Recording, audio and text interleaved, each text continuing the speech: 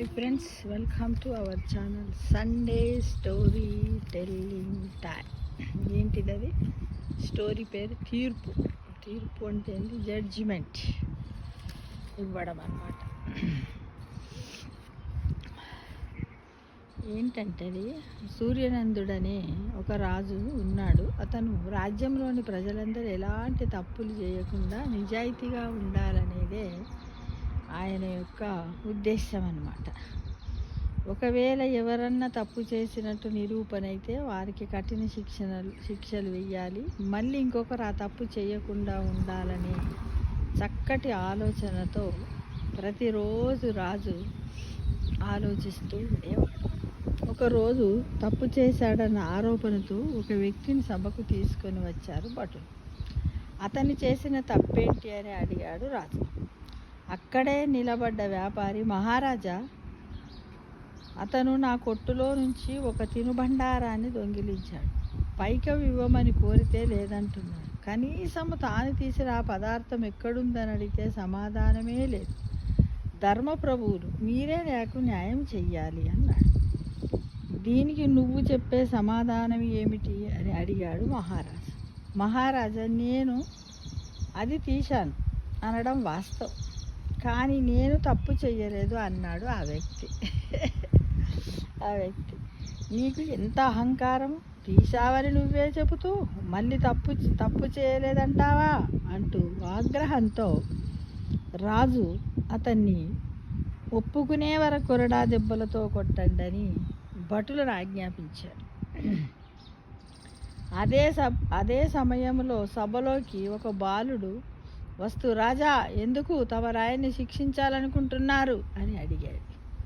ఇతను తప్పు చేశాడు, అందుకే శిక్ష వేస్తున్నాను అన్నాడు రాజు. తప్పు చేయకుండా ఈ లోకంలో ఎవరుంటారు అన్నాడు ఆ బాలుడు. ఇంతలో కల్పించుకున్న మంత్రి గారు, చాలామంది ఉన్నారు, అంతెందుకు, మన మహారాజు కూడా ఇప్పటి వరకు ఏ తప్పు చేయలేదు అన్నాడు. తప్పు చేయలేదా? అదెలా సాధ్యము? వారు ఇప్పుడే ఒక పెద్ద తప్పు చేశారు, అది మీకు తెలుసా అన్నాడు ఆ బాలుడు. అందరు ఆశ్చర్యంగా, రాజుగారిని నువ్వు నిందిస్తున్నావా అన్న భయం కూడా అందరిలో కనపడ్డదన్నమాట. అరే, ఏంటి వీడు, రాజు ఏ తప్పు చేయలేదని మేమంటుంటే వీడు ఏంటి తప్పు చేస్తున్నావని అంటున్నాడని అందరూ ఆందోళనగా చూస్తూ, వెంటనే రాజుగారు, నేను ఏం తప్పు చేశాను, అది ఇప్పుడు నువ్వు నిరూపించగలిగితే ఇతని శిక్ష నుంచి తప్పిస్తా, లేకపోతే ఇతని శిక్ష నీకు వేస్తా అని ఆ బాలుని అంటాడు. అప్పుడు వెంటనే బాలుడు, మహారాజా, నేను ఈ వ్యాపారి కొట్టులోనే పనిచేస్తున్నాను. మా ఇంట్లో అనారోగ్య కారణాల వల్ల నేను చిన్న వయసులోనే పనికి వెళ్తున్నా. నేను నీరసంతో పడిపోతుంటే నాకు ఆహారం ఇవ్వడానికి మా యజమాని అంగీకరించలేదు. అప్పుడు ఈ వ్యక్తి ఆహార పదార్థాన్ని తీసి నాకు ఇచ్చారు. అంతేకాదు, ఈ యజమాని తన తప్పు కప్పిపుచ్చుకోవడానికి వారి మీద నేరం మోపుతున్నారు. ఇదంతా తెలియని తమరు ఎవరు సాక్ష్యం చెప్పకపోవడంతో అతని మాటలే నమ్మి ఒక నిరపరాధికి శిక్ష వేస్తూ తప్పు చేస్తున్నారు అన్నాడు ఆ బాలుడు. అందుకు రాజుగారు కోపంగా వ్యాపారి వైపు చూశాడు. వెంటనే, వ్యాపారి, తప్పయింది, క్షమించండి అని మహారాజును వేడుకున్నాడు. ఎవరు? ఆ వ్యాపారి. ఎందుకంటే వాడి కొట్టులో పనిచేస్తూ నీరసిస్తూ ఉన్నటువంటి అబ్బాయికి తిండి పెట్టే బాధ్యత, మన ఆరోగ్యాన్ని కాపాడే బాధ్యత, ఇవన్నీ ఆ యజమానికి ఉండాలి కదా. పని చేయించుకున్నంత మాత్రాన నువ్వు తిండి పెట్టావు, మన ఆరోగ్యం కూడా నువ్వే శ్రద్ధగా చూసుకోవాలి కదా. కోపంగా రాజు చూసే వరకు ఆ వ్యాపారి ఏమంటుంటే, తప్పు చేశాను రాజా అని అన్నాడు. అంటే ఈ కథ వల్ల మనకేం తెలుస్తుంది?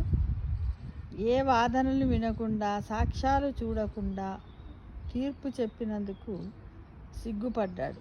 రాజు పేరేంది? సూర్యానందనుడు. ఏం పేరు? సూర్యానందనుడు. అంటే ఫ్రెండ్స్,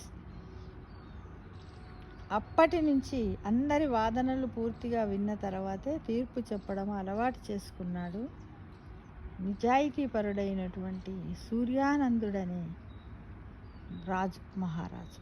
కాబట్టి మనము కూడా ఇప్పుడు సొసైటీలో చాలామంది వచ్చి వాడు నన్ను ఇట్లా తిట్టిండు అట్లా తిట్టిండు, వాడు ఆస్తి ఇస్తున్నాడు దోసుకున్నాడు అని ఎన్నో చెప్తున్నారు కదా ఫ్రెండ్స్. అయితే మనము కూడా ఏం చేయాలంటే అసలు విషయం ఏమిటి అని కూలంకుషంగా తెలుసుకొని, రెండు వైపులా తెలుసుకొని మనం న్యాయం జడ్జిమెంట్ అంటే తీర్పు ఇవ్వడానికి మనం ఉండాలి. కానీ తొందరపడిపోయి నేను ఇట్లా అడుగుతా అట్లా అడుగుతా, నేను నీకు ఇప్పిస్తే నీకు ఎందుకురా నేను ఉన్నతి అని చెప్పి ఇలా చేయడం మట్టుకు ఎంతవరకు కూడా సమంజసం కాదు ఫ్రెండ్స్. తప్పకుండా ప్రతి ఒక్కరు ఏం చేయాలి, ఎవ్వరు ఏది చెప్పినప్పటికి కూడా క్షుణ్ణంగా వినండి, కొద్ది రోజులు ఆలోచించండి ఏమి జరుగుతుంది ఏమిటి ఎలా అని. కొన్ని ఒకవేళ చాలా రోజులదయ్యి అదొక జటిలమైనటువంటి సమస్య అయినట్టయితే ఏమైనా సాక్ష్యాలు దొరుకుతాయా ఏంటిది అనేది ఆలోచన చేస్తూ మనం సరి అయినటువంటి నిర్ణయాన్ని ఇవ్వాలి. కానీ ఏది పడితే అది ఇవ్వద్దు. ఈ కథనే అందుకు స్ఫూర్తి అని నేను అనుకుంటాను.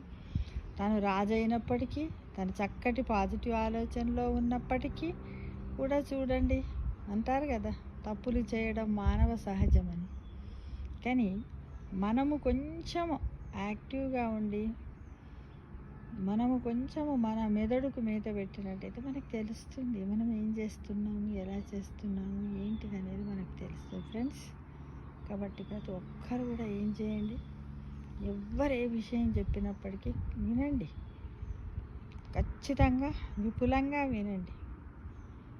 మరి ఎదుటి వాళ్ళది రెండు వైపుల నుంచి కూడా విన్న తర్వాతనే తీర్పు చెప్పడానికి పెద్దరికం చెయ్యండి. కానీ రాజులాగా ఒక చిన్న బాలుడితో రాజా మీరు తప్పు చేశారు అని ప్రశ్నించేటట్లు చేసుకోవద్దు ఫ్రెండ్స్. చాలా బాగుంది కదా సండే స్టోరీ టెల్లింగ్ టైం. ఇలాంటి చాలా వస్తున్నాయి. ఈ కథని నిజంగా మనం 1-2 సార్లు విన్నట్టయితే, మనం వివిధ కోణాలలో ఆలోచించినట్టయితే మనకు ఎన్నో సమస్యలకి పరిష్కారం దొరుకుతుంది ఫ్రెండ్స్. అవునా అంటారా కాదంటారా చెప్పండి, కామెంట్ బాక్స్లో పెట్టండి. Thank you for watching. Thank you for